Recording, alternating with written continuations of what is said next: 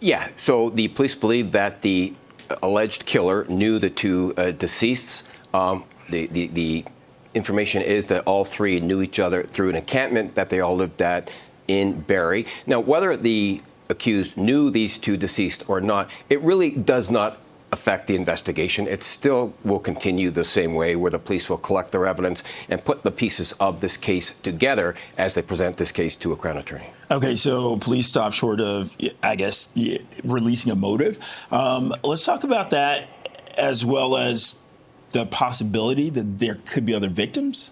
So when it comes to motive explains why a murder was committed, but there is no requirement in Canadian law for the Crown to prove that element to get a conviction for murder. That just explains why. So you don't need motive to make an arrest, nor do you need motive to get a conviction on the Crown's part. The reason why the police did not release the motive that they say they are aware of, most likely is because they're protecting the integrity of their investigation. As far as other victims, police believe that there are none, but given the fact that this man killed two people in 2025 within 6 months of one another, and went that extra step in dismembering their bodies, allegedly, it would most likely cause the police to investigate all other missing person occurrences in the Barrie area, the GTA, and even the province to see if there are other people living in encampments or who are homeless who haven't been heard from their families.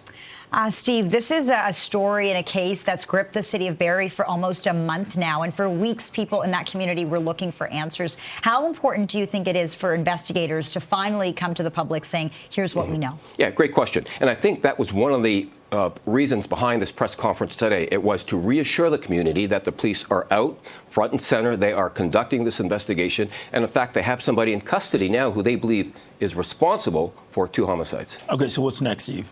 Well, the police will continue putting this case together so they can present it to the court so the Crown can have their best case possible to argue to a court.